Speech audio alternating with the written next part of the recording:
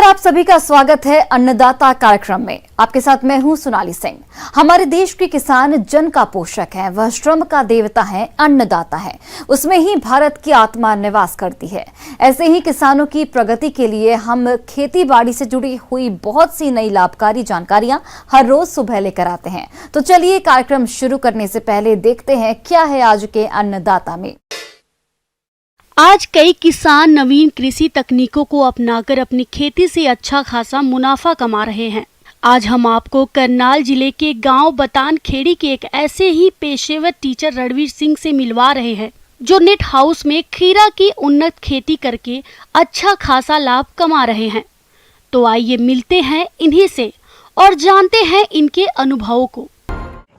यह हमारा 6300-6400 square metre में यह खीरे की खेती हम लोग कर रहे हैं और इसको हमने दूसरी बार इस सीज़न में दूसरी बार हम इसको लगा रहे हैं। सर्दियों में भी हमने खीरा लगाया और अभी गर्मियों में भी इसको खीरा लगाया। सेकंड फसल कंटिन्यूसली खीरे की फसल है और हमने इसको मार्च में लगाया और मार्च में लगाने से पहले सबसे पहले हमने इसकी पौध तैयार की, हाईटेक नर्सरी से ही तैयार कर ली ताकि समय को बच सके। अब के बारिश काफ़ी हुई थी और उधर वो नर्सरी तैयार की और उसके बाद पूरे खेत को तैयार किया।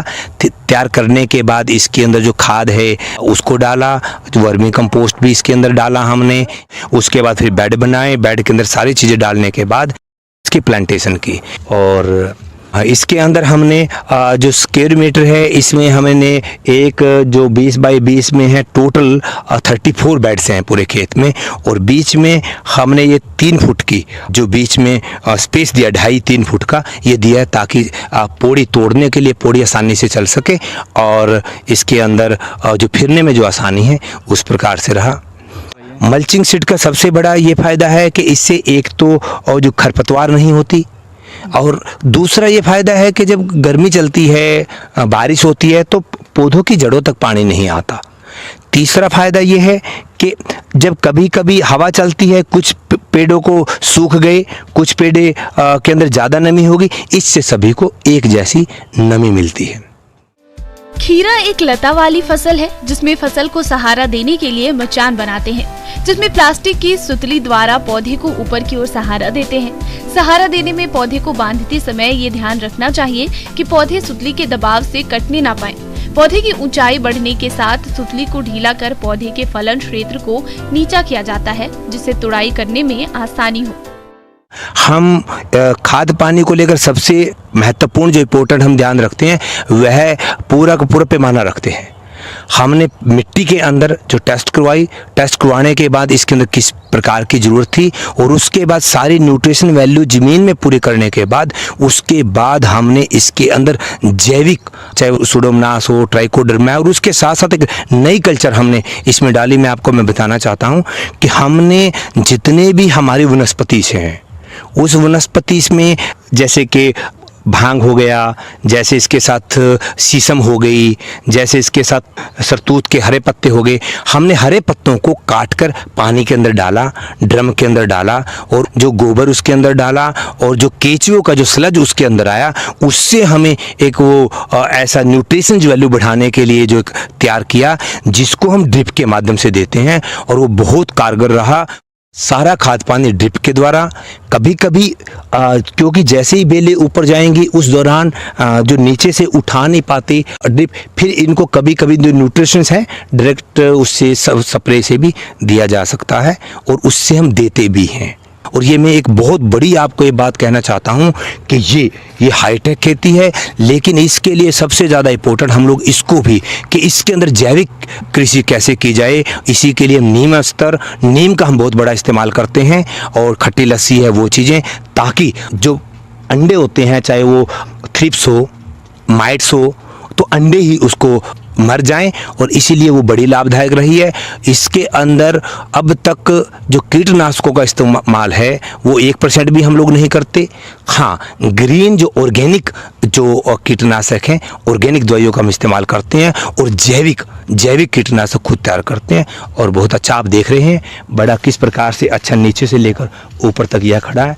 उसके बाद इसकी जो प्रक्रिया स्टार्ट हुई और उस प्रक्रिया में यह अभी हमने इसको फसल चलते हुए भेड़ को 1 महीना हो गया है। 15 के लगभग हमने इससे तोड़ ली हैं और अब के थोड़ा सा रेट स्लो हुआ। स्टार्टिंग में 25, 26, 27 से यह स्टार्ट हुआ, फिर धीरे धीरे यह कम आया और अभी ये अपनी 1.5 से महीने से भी ज़्यादा अभी यह अपनी तुड़ाई को लेगा और अभी 25 से 30 तुड़ाई और आने की संभावना है। आज जैसा कि आप देख रहे हैं, आज लेबर लगी हुई है और 15 से 20 लोग अभी इसको रेगुलर काम में लगे हुए हैं। किसान भाइयों, यदि इन किसान भाई की कुल आय व्यय की बात करें तो यह अपने 6200 वर्ग मीटर प्रक्षेत्र पर नेट हाउस में लगी खीरा की फसल की अभी तक 15 तुड़ाइयां कर चुके हैं, जिससे यह कुल 350 कुंटल उपज ले चुके हैं। और जहां तक बाजार भाव की बात है तो इन्हें औसतन 12 रुपए प्रति किलो के हिसाब से बाजार भाव मिला। इस तरह अभी तक इन्हें 15 तुड़ान से लगभग 4,20,000 रुपए की कुल आमदनी हुई।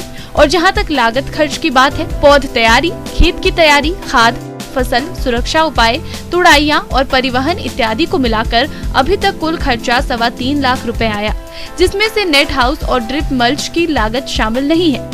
इस तरह इन्हें 15 तुड़ान से अभी तक 95,000 रुपए का कुल शुद्ध मुनाफा हुआ।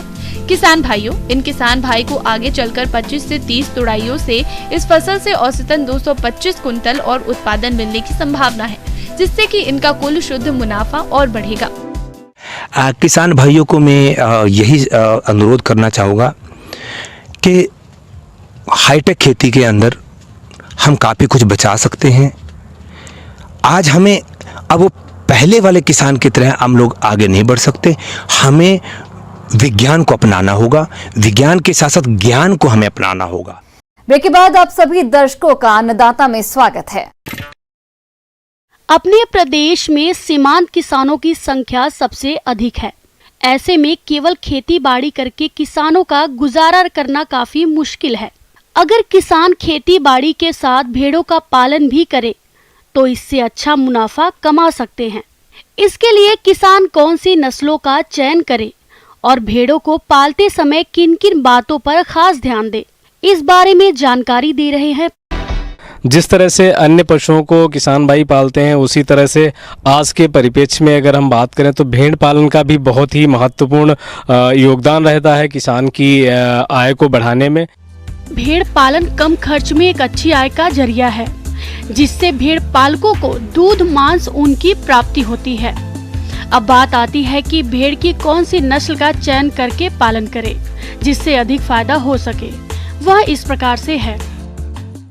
तो इसमें किसान भाइयों को ध्यान ये रखना है, जिन क्षेत्रों में भेड़ पालन किया जाता है उनमें सबसे सर्वप्रथम चीज़ ये होती है कि हमें की नस्ल के बारे में विशेष तौर से चयन करना चाहिए कि उस क्षेत्र में कौन सी नस्ल उपयुक्त रहेगी, क्योंकि भेड़ के केस में अलग अलग उद्देश्य से उनकी नस्लों का चुनाव किया जाता है। बहुत सारी नस्लें हैं जिनको ऊन के उत्पादन की दृष्टिकोण से किसान भाई पालते हैं और बहुत सारी ऐसी नस्लें हैं जिनको उनके मांस के दृष्टिकोण से पाला जाता है। तो इसलिए अपने क्षेत्र के अनुसार जो नस्लें हैं भेड़ की, उनका चयन करना चाहिए। अगर हम अपने भारत की बात करें तो यहाँ पर बहुत सारी नस्लें हैं भेड़ की, जैसे चोकला है, मागरा है, अविकलिन है, अविवास्त्रा है, मालपुरा है, गड्डी है और जैसलमेरी है, बीकानेरी है। तो इस तरह से अलग अलग क्षेत्रों के लिए अलग अलग भेड़ की नस्लें पाली जाती हैं। तो अपने जलवायु क्षेत्र के अनुसार किसान भाई इन भेड़ की नस्लों को चुनाव कर सकते हैं। भेड़ों का आवास प्रबंधन। किसानों को कोशिश करनी चाहिए कि भेड़ों के रहने का स्थान जमीन से 2 से 3 फीट ऊंचा हो। आवास को हमेशा पूर्व से पश्चिम दिशा में बनवाना चाहिए ताकि हवा का संचार आसानी से हो सके। मौसम के अनुसार आवास में उचित तापमान बनाए रखने के लिए उचित व्यवस्था का प्रबंध करें। आवास में प्रति भेड़ 10 से 12 वर्ग फीट का जगह दें। एक घर में एक साथ 20 से ज्यादा भेड़ें नहीं रखें। हम पशुओं से ज़्यादा उत्पादन कैसे ले सकें। उत्पादन के लिए महत्वपूर्ण चीज़ नस्ल के बाद में आती है कि उनके आहार प्रबंधन को हम किस तरह से प्रबंधित करते हैं। उसमें भेड़ पालन में विशेष तौर से उनको बाहर ग्रेजिंग के लिए चराने के लिए ले जाते हैं, जिसमें लगभग 6 से 7 घंटे हम पशुओं को जंगल में चराते हैं और उसके अलावा हरे चारे की भी आवश्यकता होती है। और 500 ग्राम तक अगर हम उन्हें दाना खिलाते हैं तो उनके अंदर जो वेट गेन करने की क्षमता है वो बढ़ जाती है और उनके अंदर दूध उत्पादन भी अच्छा होता है, ताकि बच्चों की अच्छी ग्रोथ होती है, उनका वेट गेन जल्दी से बढ़ता है। तो इस तरह से अगर आहार प्रबंधन अच्छी तरह से करेंगे तो जल्दी से वजन ग्रहण होगा और ज़्यादा मुनाफा किसान भाई कमा सकते हैं। भेड़ों का आहार प्रबंधन। भेड़ों की अच्छी वृद्धि विकास हो, इसके लिए इनके खान पान का उचित प्रबंध रखना चाहिए। भेड़ों के लिए हरा चारा, गेहूं का भूसा, यदि संभव हो तो चना, अरहर तथा मसूर की दाल के भूसे का इंतजाम करना चाहिए। इसके अलावा कटहल, नीम, पीपल, पाकड़ की पत्तियों को समय समय पर हरे चारे के रूप में दे सकते हैं। भेड़ों की अच्छी बढ़वार के लिए संतुलित आहार देना चाहिए। किसान अपने स्तर पर दाना या बांट बनाकर भेड़ों को खिलाते हैं तो आहार पर खर्च कम आता है। 100 किलोग्राम दाना या बाट बनाने की विधि इस प्रकार से है। मूंगफली की खली 15 किलोग्राम, गेहूं धान की भूसी 25 किलोग्राम, जौ ग्वार मक्का बाजरा अनाज 57 किलोग्राम, खनिज मिश्रण 2 किलोग्राम, लवण 1 किलोग्राम को अच्छी तरह से मिलाकर तैयार करते हैं। भेड़ों को सुबह या शाम के समय चराएं, तेज धूप से बचाएं, स्वच्छ एवं ताजा पानी दिन में 3 से 4 बार पिलाएं। में इसमें कि हम उनके स्वास्थ्य के बारे में कैसे देखभाल करें। जो बहुत सारी बीमारियां आ जाती हैं जिसकी वजह से किसान भाइयों को नुकसान उठाना पड़ता है, तो इसके लिए भेड़ के केस में एक सी पॉक्स नाम की बीमारी आती है और एंटेरोटॉक्सीमिया है, ब्रुसेलोसिस है, कंपाइलोबैक्टीरियोसिस है। ये कुछ मुख्य बीमारियां हैं। इनका अगर टीकाकरण किसान भाई हर सीजन में करवा लें तो इन बीमारियों से उनके पशु सुरक्षित रहेंगे। भेड़ के केस में सी पॉक्स जो बीमारी है ये एक विषाणु जनित बीमारी है, जिसमें क्या होता है कि यदि कोई भी पशु ग्रसित है इस बीमारी से तो जिन क्षेत्रों उसके शरीर में जिन भागों में ऊन नहीं पाई जाती है, जैसे आँखों के नीचे या उसके जांघों के अंदर वाले हिस्से में या पूंछ के नीचे अगर आप देखेंगे तो वहाँ पर ब्लिस्टर्स दिखाई पड़ेंगे, फफोले दिखाई पड़ेंगे। ये इस बीमारी का मुख्य लक्षण है। और कभी अगर किसी भी झुंड में इस तरह की बीमारी आती है तो सर्वप्रथम जो बीमार पशु हैं उनको अलग रखना चाहिए और उनका इलाज करना चाहिए। दूसरे पशुओं में भी बचाव के रूप में दवाइयां देनी चाहिए ताकि उनमें ये बीमारी नहीं फैले। और समय समय पर सभी पशुओं में डिवर्मिंग जो कीड़े मारने की दवाई खिलाई जाती है वो अवश्य खिलाते रहें ताकि उनके अंदर वर्म लोड कम रहे और अन्य बीमारियों के प्रति हमारे पशु ग्रसित ना हो। ब्रेक के बाद एक बार फिर से आप सभी दर्शकों का अन्नदाता कार्यक्रम में बहुत बहुत स्वागत है। किसान भाइयों, बैंगन की फसल में यूं तो कई प्रकार के कीटों का प्रकोप होता है, लेकिन इस फसल को सबसे अधिक नुकसान फल और तना छेदक कीट से होता है। ये कीट पौधों और फलों को नुकसान पहुंचाता है, जिससे फलों की मार्केट वैल्यू कम हो जाती है। इसलिए समय रहते इस कीट के रोकथाम के उपायों को अपनाना चाहिए, जिस पर आधारित है हमारी ये खास रिपोर्ट। तो आप भी देखें और इसका लाभ उठाएं। सब्जियों की खेती में बैगन एक महत्वपूर्ण फसल है। इसकी खेती बड़े पैमाने पर देश के लगभग सभी राज्यों में की जाती है। इसकी अच्छी खेती करने के लिए किसानों को मुख्यतः बीज मिट्टी का चयन के अलावा कीट और रोग से बचाव पर ध्यान देना होता है। किसान भाइयों, बैगन की फसल को सबसे अधिक नुकसान तना और फल छेदक कीट द्वारा पहुंचाया जाता है। इस कीट के वयस्क का प्रकोप रोपाई के कुछ सप्ताह उपरांत ही हो जाता है और वयस्क कीट पौधों पर अंडे दे देता है, जिसके बाद में उसके लार्वा निकलकर पौधे की तनों को बेधड़क नुकसान पहुंचाते हैं। मुरझाए झुके हुए तने का दिखाई देना इसके प्रमुख लक्षण हैं। इसके बाद कीट की इल्लियां फल में छेद करके उसके अंदर घुस जाती हैं और वह फलों के अंदर ही अंदर खाती रहती हैं, जिससे फल सड़ने लगता है और गुणवत्ता खराब होने लगती है। ऐसे में फलों को उचित बाजार भाव नहीं मिलने से किसानों को आर्थिक हानि का सामना करना पड़ता है। इसलिए समय रहते इसका नियंत्रण करना जरूरी होता है।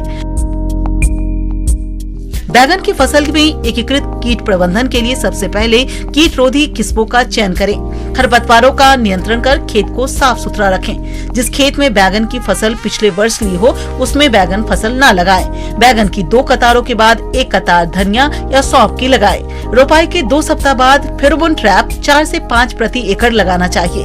यदि आवश्यक लगे तो 10 से 12 फेरोमोन ट्रैप प्रति एकड़ 10-10 मीटर की दूरी पर लगाएं तथा ल्योर को 15 दिन उपरांत बदलते रहें। कीट ग्रसित कल्लों और फलों को काटकर खेत से हटाते रहें या गड्ढे में दबा दें। बैगन की फसल में ट्राई कोकोकार्ड जरूर लगाएं। कीट का प्रकोप आर्थिक क्षति स्तर से अधिक होने पर रासायनिक नियंत्रण के लिए एजाडिरिक्टेटिन 1% की 400 से 600 मिलीलीटर मात्रा को 400 लीटर पानी में घोलकर प्रति एकड़ छिड़काव करें। इसके अलावा इमामेक्टिन बेंजोएट 80 ग्राम को 200 लीटर पानी में मिलाकर प्रति एकड़ की दर से छिड़काव करने पर इस कीट का नियंत्रण आसानी से किया जा सकता है।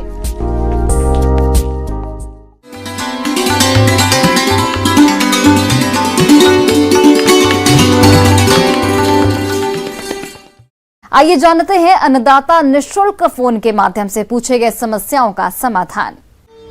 अन्नदाता निःशुल्क फोन संपर्क सेवा के माध्यम से पूछे गए प्रश्नों में से आज हमने जिस प्रश्न को कार्यक्रम में शामिल किया है उसे पूछा है ग्राम इंदो का जिला जोधपुर के कृषक रवि प्रकाश ने। आप नींबू के बाग में डाईबैक रोग की समस्या के समाधान के बारे में जानकारी चाहते हैं तो रवि प्रकाश जी आपकी जानकारी के लिए प्रस्तुत है कार्यक्रम का ये अंश। नींबू में जो सबसे बड़ी समस्या है जो अक्सर देखने को मिलती है उसको डाईबैक बोलते हैं। डाईबैक इसको हिंदी में बोलते हैं शीर्ष मरण। इसमें पौधे हमारे जो ऊपर से नीचे की तरफ मरना शुरू करते हैं। वैसे तो ये बीमारी हमें आम में भी देखने को मिलती है, लीची में भी देखने को मिलती है, कटहल में, आंवले में, बहुत सारे वृक्षों में देखने को मिलती है। लेकिन ये क्लासिकल एग्जाम्पल इसका वो नींबू है। नींबू में क्या है कि हमारे पौधे बहुत जल्दी मरना शुरू कर देते हैं। तो इसमें क्या ऊपर से नीचे की तरफ सूखने की बीमारी है। नींबू वर्गीय फसलों में इस रोग के फैलने के कई कारण हो सकते हैं, जैसे रोग कारक कवक द्वारा कीटों का संक्रमण, पोषक तत्वों का असंतुलन, वातावरण में बदलाव, शस्य क्रियाओं से छेड़छाड़, अनियमित छटाई, निराई गुड़ाई गहरी करना, नमी का अभाव आदि। इस रोग में पौधे की शाखा ऊपर से नीचे की ओर सूखना शुरू हो जाती है। रोगग्रस्त पौधे में फूल व फलन कम प्राप्त होता है। तो इसमें किसान भाइयों, यदि आप चाहते हैं इस बीमारी के प्रबंधन के लिए तो अत्यावश्यक ये है कि आपके टहनियाँ नींबू की टहनियाँ जहाँ तक सूखी हैं आप उसके नीचे आइए, उसके स्वस्थ हिस्से को लेते हुए तेज चाकू या सिकेटियर से काटिए। तेज चाकू और सिकेटियर से वहां तक काटिए जहां से कि हमारी स्वस्थ टिश्यू शुरू हो जा रही है। इसके बाद इन जितनी रोगग्रस्त टहनियां हैं इनको आप खेत के बाहर ले जाइए। खेत के बाहर ले जा के काट के और जला दीजिए। इसकी रोकथाम के लिए रोगग्रस्त शाखाओं को काट कर नष्ट कर देना चाहिए। कटे भागों पर बोर्डो मिश्रण का लेप करना चाहिए। जड़ों में गहराई से निराई ना करें। इसी के साथ साथ डाईबैक के लिए आवश्यक है कि नींबू के लिए संस्तुत खाद एवं उर्वरकों की मात्रा है वो भी देते रहें। जो भी कल्चरल ऑपरेशंस हैं जुताई गुड़ाई निराई साफ सुथरी खेती की आवश्यकता है वो भी आप करते रहें। और निश्चित तौर पे आप रेगुलर अपने खेत की विजिट करते रहें और जहां कहीं भी आपको इस तरह के रोग के लक्षण दिखाई देते हैं तत्काल उसको प्रबंधित करें।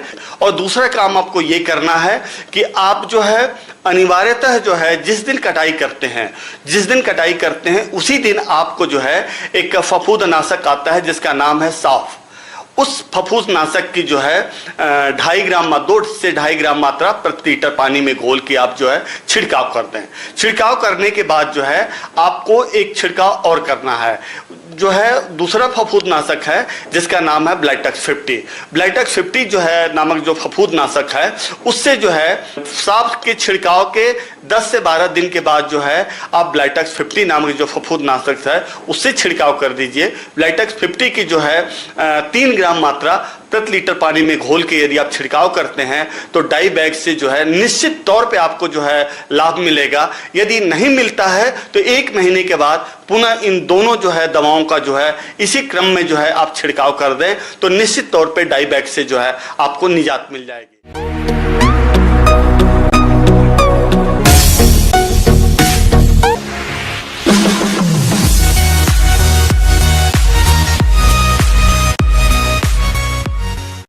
एक नजर डालते हैं राज्य के कुछ मंडियों के प्रमुख फसलों के बाजार भाव पर।